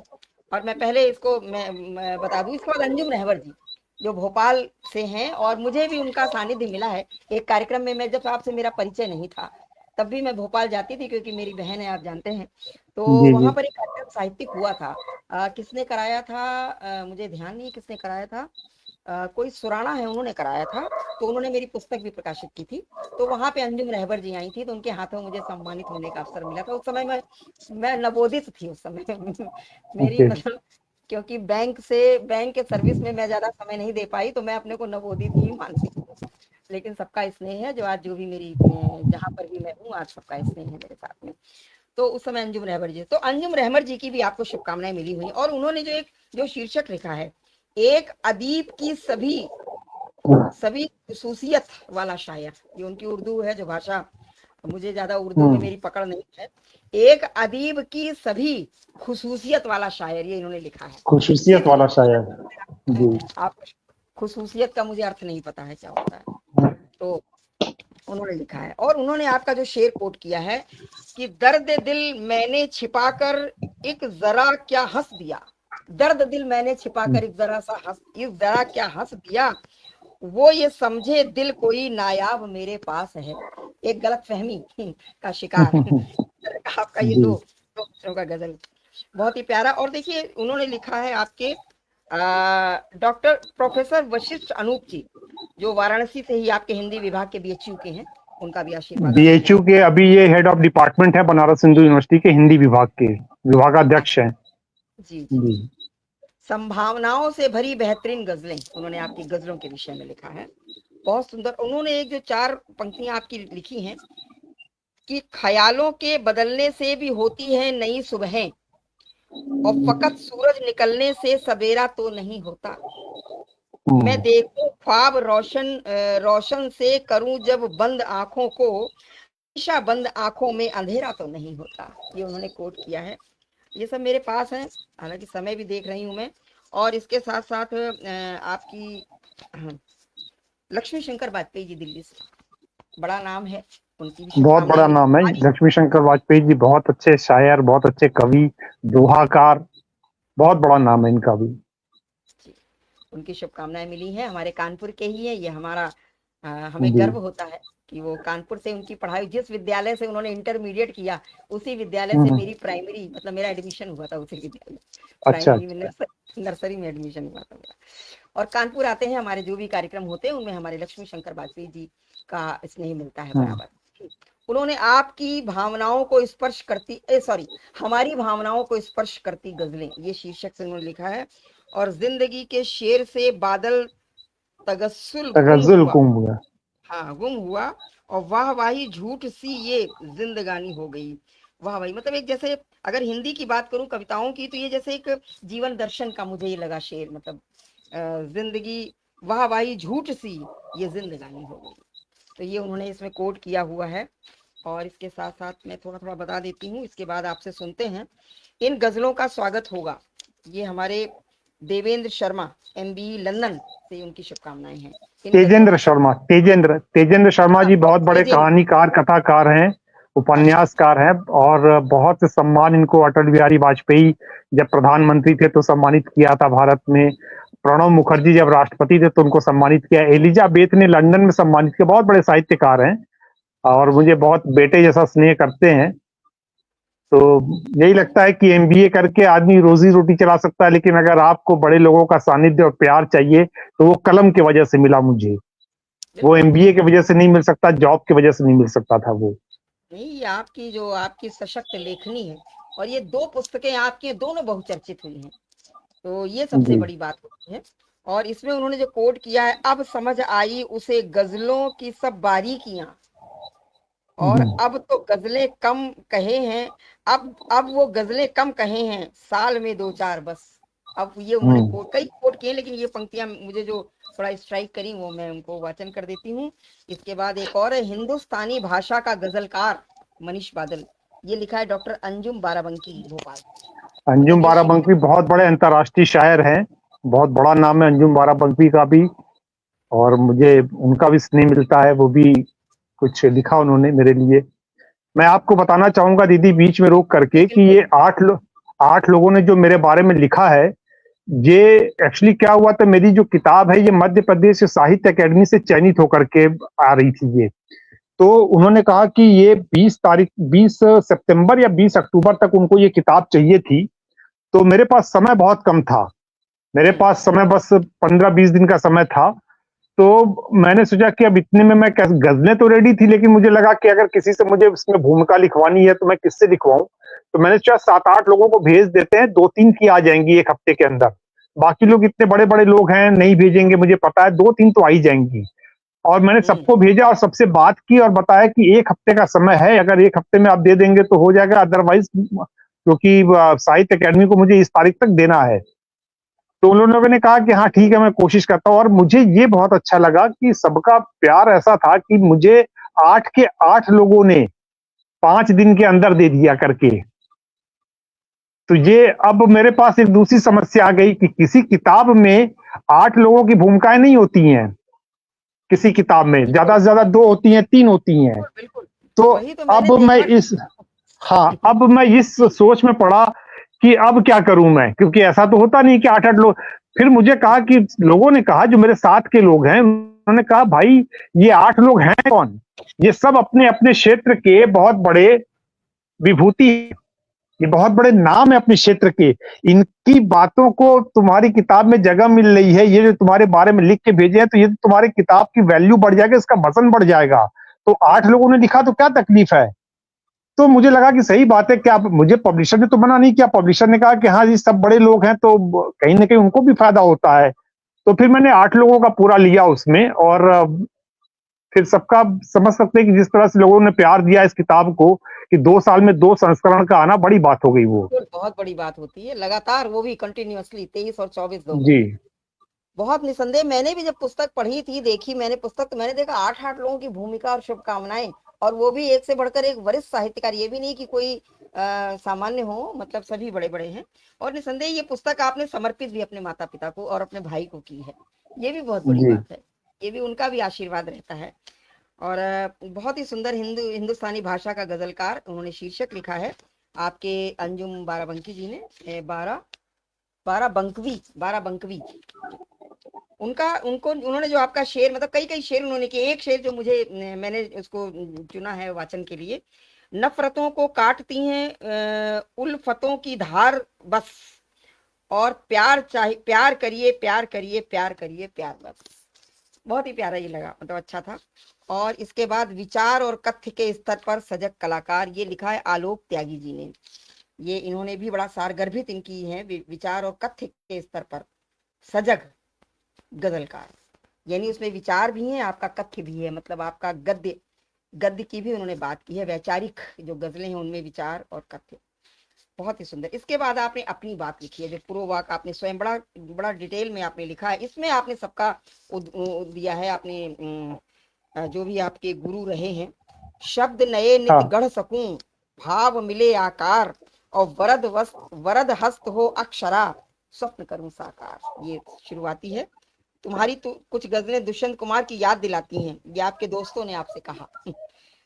तो तब आप जो है उनके गजलों की बेचैनी, उनकी ऊर्जा का किंचित अंश मैंने अपने भीतर भी पाया। उनकी गजलों ने ही पहली बार सही मायने में शेर के 2 मिसरों की ताकत से मेरा परिचय कराया। ये आपने, आपका है। तो निसंदेह, और आपको मेयार सनेही जो है, बुजुर्ग शायर मेयार सनेही जी का भी शिष्यत्व प्राप्त हुआ, जो वाराणसी से थे। गजल का प्रारंभिक ज्ञान आपने उन्हीं से लिया। ये आपका अपनी बात है। तो अब मैं जानना चाहूंगी आपसे, मतलब मैंने कर दिया कि इसमें कोई गजल आपसे सुनना चाहेंगे। और आपने गजल लिखने, सुनने, पढ़ने और गुनने से लेकर आज मेरी प्रथम गजल संग्रह 2 मिसरों में को प्रकाशित होने तक की यात्रा में उन्होंने मुझे सहयोग किया। आपके लिए तो सर्वप्रथम मैं अपने माता पिता को प्रणाम। आपने सबको सबका अपने अपने कृतज्ञता भी व्यक्त की है, अपनी धर्म पत्नी जी की, अपनी बेटियों की, अपनी बहन की, सबकी। तो बादल जी, मैंने तो कह दी अपनी बात। अब चाहेंगे आपसे कोई जी। गजल हो जाए जी। हम 15 अच्छा, मिनट तो का जो मैं हमारा, इसी हाँ इसी कोई भी एक किताब गजल किसी से। से मैं कोई गजल सुनाऊं कि मैं कुछ नई गजल भी सुना सकता हूं, जैसा हाँ कहिए सुना आप। लीजिए, नहीं नहीं भी सुनाइए। वो तो मैंने आपकी पुस्तक को केंद्रित करके अपनी बात कही थी, और आपका। हाँ, ये पुस्तक 3 साल हो गए, इसके बाद कुछ नई गजलें भी मैंने कही हैं। जी जी तो मैं चाहूंगा कि एक नई गजल आपके सामने। जी जी, स्वागत है, स्वागत है, स्वागत है। मंच पर सभी हमारे साथ बड़ी मेहनी उपस्थिति हो गई है। मैं सभी का बहुत बहुत स्वागत करती हूँ। हमेशा आपसे मनीष श्रीवास्तव जी बहुत प्रभावित होती हूँ। रवीना सिन्हा जी लिख रही हैं, निसंदेह हम सभी प्रभावित होते हैं। तो स्वागत है आपका बहुत बहुत। सभी की बड़ी उत्साहवर्धक टिप्पणियां हैं। जी, स्वागत है मनीष जी। बहुत धन्यवाद। और चलिए एक गजल। सुरक्षा पृथ्वी जी भी जुड़ गई हमारे साथ दिल्ली से। सुरक्षा अरे पृथ्वी वाह, खुराना सभी जी, उनका हमारी जी हमारी दीदियां हैं ये सब, जो मेरी कमाई है फेसबुक की, सोशल मीडिया की, कि मुझे बहुत अच्छी अच्छी दीदी लोग भी मिली हैं, छोटी बहनें भी हैं, दोस्त भी हैं। अभी जी। रक्षाबंधन आ रहा है, मेरे यहाँ राखी आनी शुरू हो जाएंगी, बहुत सी राखियां आती हैं मेरे अरे पास। वाह, यही लगता है कि ये बहुत बड़ी कमाई है मेरी, कि बिल्कुल इतना स्नेह मिलता है सभी का। बिल्कुल। और यही हम की बिल्कुल यही कमाई होती है हमारी, यही उपलब्धि होती जी। है। आलोक कुमार यादव जी का नाम दिखाई दे रहा है सामने, आपका भी बहुत बहुत स्वागत है। बनारस से आप भी आते हैं आलोक कुमार यादव जी, वाराणसी से। अच्छा जी अच्छा, स्वागत है चलिए बहुत बहुत जी। धन्यवाद। चलिए एक आप गजल, गजल अ, स्वागत। एक गजल तरन्नुम से कोशिश करता हूँ कि सारे शेर नहीं पढ़ूंगा, 4-5 शेर पढ़ दूंगा। हाँ बिल्कुल बिल्कुल बिल्कुल स्वागत। खुद ही निकाल बैठे हैं हम्म लबोलुआब सब, हम्म खुद ही निकाल बैठे हैं लबोलुआब सब, और अनसुने से कर दिए मेरे जवाब सब, खुद ही निकाल बैठे हैं लबोलुआब सब। क्या बात। शेर देखिए। उस एक से बिछड़ के मेरी हैसियत ये है, उस एक से बिछड़ के मेरी हैसियत ये है, जैसे मेरा हो गिर गया रुतबा रुआब सब, वाह, खुद ही निकाल बैठे हैं लबोलुआब सब। बर्बाद एक हम ही नहीं उसके प्यार में, बर्बाद एक हम ही नहीं उसके प्यार में, वाइज हो या शरीफ हो खाना खराब सब, खुद ही निकाल बैठे हैं लबोलुआब सब। हमको पता है जिंदगी केवल खुशी नहीं, हमको पता है जिंदगी केवल खुशी नहीं, सो हम लगाए बाग में कांटे गुलाब सब, खुद ही निकाल बैठे हैं लबोलुआब सब। और बदतर हुई है जिंदगी, बदतर हुई है दोस्तों ये जिंदगी अभी, बदतर हुई है दोस्तों ये जिंदगी अभी, बचपन में घर में हम रहे राजा नवाब सब, खुद ही निकाल बैठे हैं लबोलुआब सब। अंतिम शेर सुनिए, मक्ते का शेर।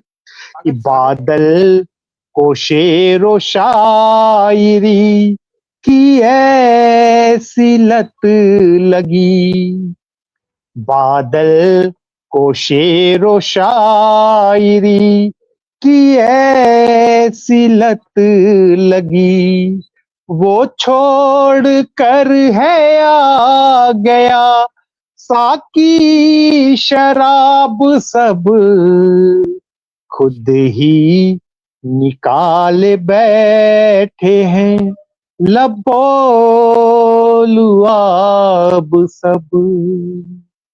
बहुत शुक्रिया। बहुत उम्मीद है सुंदर, लोगों को पसंद आएंगी। बहुत बहुत ही सुंदर गजल है, बहुत सबकी टिप्पणियां हैं, मैं हाईलाइट करती हूँ। खुद ही जी। निकाल बैठे हैं लब्बो लवाब सब, बहुत ही प्यारा, मतलब और जो है सुने बिल्कुल से कर दिए दिलकश। मेरे जवाब सब। जी, दिलकश जिसको कहते हैं, जी दिलकश गजल। और सुरक्षा पुकी जी, सभी की टिप्पणियां हैं, बहुत ही सुंदर सुंदर टिप्पणियां हैं सभी की। विनाहा सिन्हा जी, शशि श्रोतिया जी हमारे साथ जुड़ गई हैं, बहुत बहुत स्वागत है, सभी का अभिनंदन है मंच पर। तो चलिए अब आपकी दूसरी पुस्तक पर बात कर लेते हैं, क्योंकि 15-20 मिनट हम डिस्टर्ब भी रहे हैं, तो उसको हम कंपेंसेट करते हैं। दूसरी जी जी। पुस्तक आपकी बादल बादल प्यास, ये पुस्तक हाँ। आपकी ये 2024 में आपकी हुई थी, और ये पुस्तक मुझे भी प्राप्त हुई, मेरा सौभाग्य। बहुत ही सुंदर ये भी, और ये आपने सबसे बड़ी बात है, ओजस, मासूमी और शोखी को स्नेहवश भेंट की है। मासूमी और शोखी तो बेटियां हैं, ओजस नहीं जानती मैं। ओजस मेरे छोटे भाई का बेटा है। अच्छा अच्छा अच्छा तो जी। तो हाँ। बच्चों को आपने, बिल्कुल बच्चों को ये समर्पित की है पुस्तक जी, आपकी, बच्चों को बादल दिया बादल प्यास। समर्पित किया। और हाँ। ये भी निसंदेह बहुत ही बहुचर्चित रही है किताब आपकी। और इस पर सबसे बड़ी बात है, सबसे पहला शुभकामना संदेश आशुतोष राणा का है। आशुतोष जी। राणा एक बहुत बड़ा नाम है फिल्मी अभिनेता का, बहुत ही सुंदर है। मात्र 2 पंक्तियों में जीवन का सार लिख देना दोहा है, और सार में से असार को निकालना व असार में से सार को प्रत्यक्ष कर देना ही संसार है। मतलब सार को असार से उन्होंने जोड़ा है, मतलब कितनी बिल्कुल सार गर्भित बात उन्होंने लिखी है। बहुत ही सुंदर, इसमें भी आपको सबकी शुभकामनाएं मिली हैं। दूसरी शुभकामना आपके पास है, जीवन के कठिन सफर में राह दिखाता दोहा संग्रह बादल बादल प्यास। ये आपका ये तो बहुत लंबी बहुत भूमिका लिखी है आपके हरे राम समीप जी ने, जो वरिष्ठ साहित्यकार हैं फरीदाबाद के। करीब कितने पन्ने, 5-6 हरे पन्ने राम करीब समीप इन्होंने जी बहुत बड़ा नाम है हिंदी साहित्य में। हरे राम समीप जी बहुत बड़ा नाम है। हिंदी गजलों पे, जी दोहों पे बहुत काम किया है उन्होंने। और जी सब लोग जो छंद युक्त रचना वाले जितने भी लोग हैं, उनको बहुत ही आदर और सम्मान से देखते हैं। उन्होंने बहुत लंबी समीक्षा की है मेरे किताब की, और 7 या 8 पेज की समीक्षा की है उन्होंने। 8-7-8 पेज, वही मैं गिन रही थी, सात जी आठ पेज हैं। 5 करीब जी। 4.5 पन्ने, और उसमें वही 8-9 पेज हैं। तो इन्होंने भी जो है बहुत ही एक बड़ी गहराई से, जैसे बिल्कुल इन्होंने पुस्तक को बिल्कुल एक एक पढ़ा है इन्होंने। चौसर पर है जिंदगी पासा शकुनी पास, ये आपका दोहा। फिर भी रखकर हौसला लड़ता निज विश्वास, ये आपका दोहा इन्होंने कोट किया। हासिल उसको कुछ नहीं जिसे गैर से आस, और मृग तृष्णा से कब बुझी मानव मन की प्यास, ये दोहे उन्होंने कोट करे हैं। और इसमें आपका डॉक्टर विकास दुबे, जो निदेशक है साहित्य अकेडमी मध्य प्रदेश शासन मध्य भोपाल के, प्रदेश। उन्होंने लिखा जी, बादल जो प्यास जगाए उसे कौन बुझाए, कितना बढ़िया उन्होंने शीर्षक दिया है। निसंदेह बादल जो प्यास जगाए उसे कौन बुझाए, ये उन्होंने लिखा है। स्वाभाविक रूप से इन दिनों रचनाकारों की मुख्य शिकायत यही है कि उन्हें सहज रूप से अच्छे पाठक नहीं मिल पाते, पठन पाठन हाशिए पर जा रहा है। किंतु जब अच्छे हृदय से ये काम किया जाता है तो सफलता निश्चित मिलती है। निसंदेह जब ऐसे संग्रह हमारे पास आते हैं, हमारे पास श्रोता भी आते हैं, तो ये उन्होंने लिखा है। और इसके बाद में बादल जैसे बादल के दोहे, बादल जैसे बादल के दोहे, ये लिखा यश मालवीय जी ने, जो सुप्रसिद्ध गीतकार हैं प्रयागराज से। बादल जैसे बादल के दोहे, बादल बादल से कहे बादल हो तुम खास, और बादल बादल बूंद हो बादल बादल प्यास। बिल्कुल बादल बादल प्यास इसका शीर्षक भी है आपकी पुस्तक का। तो इस तरह इन्होंने इसको कोट किया है। और कुछ कुछ सांपों की हो गई जब बाजों संग डील, ये बहुत व्यंग है, बढ़िया। कुछ सांपों की हो गई जब बाजों संग डील, चिंता मन उनके हुए चिंता भय उनके हुए ताकत है ताकत में तब्दील, ये उन्होंने कोट किया है। और इसमें भी आपको करीब कितने लोगों की इसमें भी आपको मिली है शुभकामनाएं। इसमें 7 लोग हैं। हाँ 7 लोग हैं, 7वें आप हाँ। स्वयं हैं, मनीष बादल जी हैं। तो और इसके बाद पाठकों की जुबान पर चढ़ने वाले दोहे, ये यशपाल शर्मा जी ने लिखा है, फिल्म अभिनेता है मुंबई से। और अतृप्त मन की प्यास बुझाते दोहे, ये राजीव वर्मा जी लिख रहे हैं, जो वरिष्ठ रंगकर्मी हैं। इनके टीवी सीरियल्स में भी हम लोगों ने इनका अभिनय देखा है, राजीव वर्मा जी। मैंने प्यार किया में सलमान खान के पिताजी का रोल किया था इन्होंने। अच्छा जी मैंने जी प्यार जी किया मूवी जो आई थी, सुपर डुपर हिट जी हुई जी, थी बड़ी इनकी। हिट मूवी थी, बड़ी हिट मूवी थी। हम्म। इन्होंने शायद सीरियल भी किए, मुझे कुछ कुछ याद आ रहा है इनका। बहुत से सीरियल किए हाँ हैं इन्होंने। सीरियल से ही फिर ये फिल्मों में आए, बहुत सी फिल्में भी की। कोई मिल गया, मैंने प्यार किया, तमाम फिल्में हैं इनकी। जी और अभी भोपाल में है और यहाँ पे प्ले वगैरह होता है, बहुत नाटक करते हैं, बहुत अच्छे व्यक्ति भी हैं ये, बिल्कुल जमीन से जुड़े हुए। जी बिल्कुल। बढ़िया बड़ा बहुत अच्छा अभिनेता है, जो टीवी सीरियल्स में मैंने इनको जी देखा है, बहुत अच्छा अभिनेता इनका। और भोपाल में वैसे भी सांस्कृतिक और साहित्यिक बहुत है, जैसे भारत भवन आपका है, तो वहां पर भी तमाम जी कार्यक्रम, मैंने जब बच्चे मेरे छोटे छोटे थे तो वहां दिखाने में जाती थी वहां पे। और पाठकों का दोहे के प्रति लगाव बढ़ेगा, ये आलोक संजर जी लिख रहे हैं, पूर्व सांसद हैं, विचारक हैं, भोपाल के ही। और मुझे कुछ कहना है, ये मनीष बादल जी लिख रहे हैं। तो हम मनीष बादल जी से ही सुनते हैं, मुझे कुछ कहना है। तो आपको क्या कहना है? आप अपनी कोई रचना लिख दीजिए, मुझे कुछ कहना है। वो नौ रस है बांधता ले शब्दों के तार, और बादल ही में है छिपा भावों का भंडार, भावों का भंडार। ये आपकी पंक्तियां हैं। तो आपसे, आप अपना कुछ रखें तो हम सुनना चाहेंगे आपसे। कोई भी दोहे, गीत, जो भी चाहे। मैंने दोनों पुस्तकों की चर्चा कर दी, क्योंकि दोनों पुस्तकें बहुत ही लोकप्रिय हुई हैं। इतने कम समय में ये दोनों पुस्तकें मेरे पास है, दोनों पुस्तकें बहुत ही लोकप्रिय हुई हैं और बहुत ही चर्चा रही है इनकी, बहुचर्चित पुस्तकें हैं। मैंने भी मंच पर अपने इसकी परिचर्चा कराई थी आपकी। तो आपसे कुछ सुनना चाहेंगे, क्योंकि मंच के पार बहुत लोग हैं, और इसके साथ ही कार्यक्रम को हम संपन्न भी करेंगे। और जी, कुछ हाँ, भी मैं चार गीत, पांच दोहे सुना देता हूँ। जी जी, स्वागत स्वागत। नहीं, दोहे के बगैर तो मेरा कार्यक्रम अधूरा रहेगा ना। और जी दोहे की बिल्कुल, बात हो दोहे रही है तो सुना मैं दीजिए। दोहा सुना देता हूँ चार पांच। दोहे सुना दीजिए, जी दोहे सुना हम्म। दीजिए। इसके बाद आप कुछ चाहें तो कुछ और सुना दें, पैरोडी या जो भी चाहें आप सुना दें। जी जी। स्वागत। अभी देखिए, गर्मी बीती है, बहुत ज्यादा गर्मी थी, उसके बाद बारिश हो गई, तो मैं गर्मी से उठाते हुए एक दोहा शुरू करता हूँ और कुछ बरसात के दोहे सुनाता हूँ, फिर कुछ मुक्त दोहे सुना देता हूँ। स्वागत स्वागत। मैं सबके कमेंट्स हाईलाइट कर रही हूँ, तो दिखाई देंगे, पढ़ूंगी तो जी बहुत जी। समय लग जाएगा। स्वागत। दिनकर से लोहा लिए, दिनकर से लोहा लिए, चुभे जेठ के शूल, वाह, तभी पीत ये हो गए अमलतास के फूल, क्या बात। अमलतास के फूल। अब वाह, आइए बरसात के दो दोहे। कि ताल भरे पोखर भरे, भरे पोखर भरे, और भरे हैं कूप, बादल आकर पी गए चुभने वाली धूप, चुभने वाली धूप। एक ग्रामीण दृश्य दिखाता हूं, अभी तो कम हो गया है, लेकिन जिन्होंने गांव में बचपन बिताया होगा उनको ये दृश्य जरूर आंखों के सामने घूम जाएगा। कि झूले पर कजरी चली, झूले पर कजरी चली, लगी फफूंद अचार, खटिया टांग उठा रही, सावन आया द्वार, सावन आया द्वार। बहुत धन्यवाद। बहुत कुछ सुंदर। मुक्त दोहे सुना देता हूँ।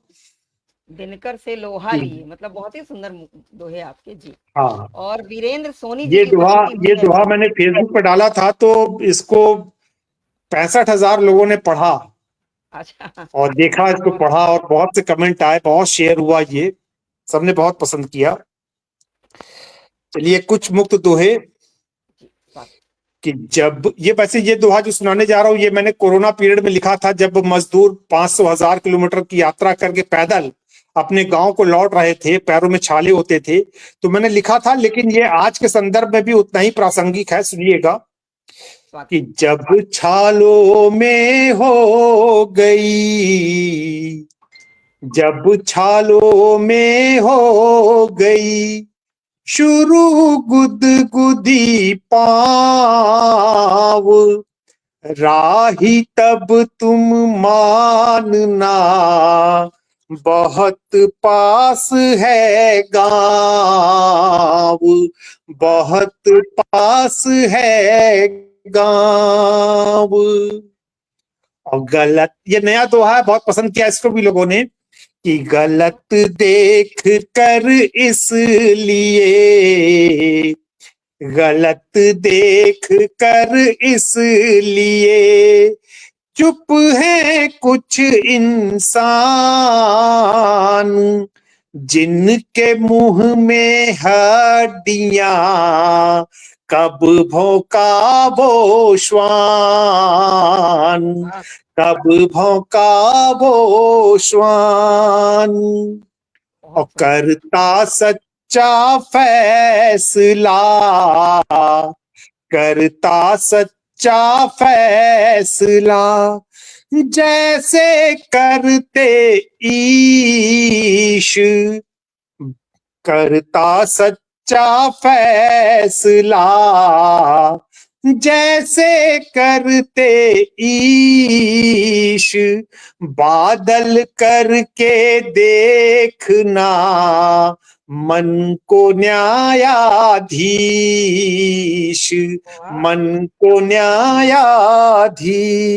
एक दो दोहे और सुना देता हूँ। स्वागत है। जी, बादल करके देखना, मन को न्यायाधीश, क्या बात है। हाँ। एक और देखिए, आजकल क्रिकेट बहुत देखते हैं लोग, क्रिकेट से भी एक दोहा उठाया मैंने, स्वागत। बात पहुंचे तो बताइए कि जीवन पिच पर ध्यान से, जीवन पिच पर ध्यान से, खेलो मूरख दास, स्टंपिंग वो ही करे, जो है सबसे पास, जो है सबसे पास। दो तीन दोहे और सुना देता हूं, मेरे जो पसंद के दोहे हैं और जिसके वजह से कुछ पहचान है दोहों में, कि मानव को चुभने लगे, मानव को चुभने लगे, जब ऊंचे कद नाम, तब गमलों में बो दिए, बरगद पीपल आम, बरगद पीपल आम। अब एक और देखिए, कि तन को 10-10 रोग दे, तन को 10-10 रोग दे, मन में करती शोर, बादल कहता है तभी, चिंता दम खोर, चिंता दम खोर। और सच कहने में आजकल, सच कहने में आजकल, जितनी डरे जुबान, उससे भी ज्यादा डरे सच सुनने में कान, सच सुनने में कान। दो दोहे और मेरे पसंद के, फिर अंत कर दूंगा। चिकनी चुपड़ी बात से, चिकनी चुपड़ी बात से, डरना बरखुरदार, मक्खन के संग है दिखा, चाकू भी हर बार, चाकू भी हर बार। एक अंतिम दोहा, स्वागत है, कि अंतिम दोहा कि जीवन की इस राह में, जीवन की इस राह में, यही किया बस फील, खुशियां गज दो गज चली, दुख तो मीलो मील, दुख तो मीलो मील। बहुत वाह शुक्रिया, बहुत बहुत धन्यवाद। उम्मीद करता हूँ कि वाह, सुनने वालों को पसंद आए होंगे दोहे। बिल्कुल बहुत सबकी टिप्पणियां बता रही हैं अति उत्तम दोहे। और इसी बीच प्रिय किरण भट्ट जी की उपस्थिति हुई है, वीरेंद्र सोनी जी की उपस्थिति हुई है। बहुत बहुत स्वागत है सभी का। और जो पहले से जुड़े थे बराबर, वीना सिन्हा जी, सिंधु मिश्रा जी, प्रीति पाठक जी, बराबर उनका स्नेह मिल रहा है, सुरक्षा जी। और इसके साथ साथ हमारे बोधिसत्व कस्तूरिया जी, सभी का स्वागत है, सभी का बहुत बहुत, सभी का स्नेह सबको बहुत बहुत बराबर बना धन्यवाद। रहा आपके साथ। तो हमारा मंच भी धन्य है, आज बहुत सुनने को भी मिला। नेटवर्क बाधित रहा, लेकिन कहते हैं कि अंत भला तो सब भला, बाद में नेटवर्क ने साथ भी दिया और पूरा कार्यक्रम हुआ। 10-15 मिनट लेट हुआ, वो कंपेंसेट हो गया। तो मंच के पार अभी मैं अभी लेकिन आज बताऊं कि मेरी एक उपलब्धि ये रही कि अभी मैं ये देखा कि जब मैं पंखा चला रहा हूं तो नेटवर्क डिस्टर्ब हो जा रहा है, जब मैं पंखा बंद कर दे रहा हूं तो नेटवर्क सही चल रहा है। देखिए तो खैर इन्वेंशन बाद एक में नया समझा, लेकिन आगे ये हमेशा काम आएगा। बढ़िया एक खोज, मतलब नहीं कहते हैं कि इन्वेंशन हो गया आपका। हाँ, एक एक वैसे नई वैसे खोज हुई है। नेटवर्क, जी नेटवर्क बाधित था तभी ऐसा था। थोड़ा हो सकता है सिग्नल्स वीक हो, कभी ऐसा भी हो जाता है। नहीं, सिग्नल तो मुझे, वही तो मैं कह रहा हूँ, सिग्नल मुझे शुरू से अंत तक फुल दिखाई दे रहा है इस पे, लेकिन वो आवाज अच्छा, कट रही है, वीडियो अटक रहा था, पता नहीं क्यों। हाँ हो सकता खैर, है, लेकिन अंत भला कोई तो बात सब नहीं। भला। हमारा अंत भला तो सब भला, बहुत ही शानदार कार्यक्रम रहा, लेकिन आपको सुनने का अभी मन भरा नहीं है। तो कहते हैं, अभी किसी ने कहा है कि बादल की प्यास कैसे बुझे, ऐसा किसी ने लिखा है वो शुभकामना संदेश में। तो निसंदेह आपके गीतों की, आपकी गजलों की, आपके दोहों की प्यास बनी रहेगी। और फिर कभी एकल काव्य पाठ में आप आएंगे। आज तो हमारी बातचीत भी होती रही, तो बीच बीच में सुनते भी रहे, लेकिन बातचीत भी बहुत आवश्यक थी और बड़ी सारगर्भित बातचीत रही, बहुत जी अच्छा जी। लगा। और मंच के पार बड़ी उपस्थिति रही, सबसे बड़ी बात ये भी रही। तो हम्म। अब चूंकि समय हो गया है सभी तो को हम यहीं पर, जी सभी को मैं अपनी तरफ से धन्यवाद देना चाहता हूँ, जितने लोगों ने भी समय निकाला, आके मुझे सुना। उनके खाना बनाने का भी समय था, लेडीज के लिए लोगों के खाने का भी समय था, उसके बाद भी समय निकाल करके आप सुन रहे थे। मैं बहुत अभिभूत हूँ, आप सभी को दिल से धन्यवाद देता हूँ। और आज मैंने, मुझे लगता है शायद 5-6 महीने के बाद में कोई काव्य पाठ या कोई इस तरह से एकल कार्यक्रम किया है, और आप लोग का स्नेह जिस तरह से मिला है वो आगे भी मिलता रहे। मैं कोशिश करूंगा कि कुछ और रचनाएं आपको बिल्कुल सुनाऊं, और आपको कभी बिल्कुल रचनाओं से बिल्कुल निराश न करूं।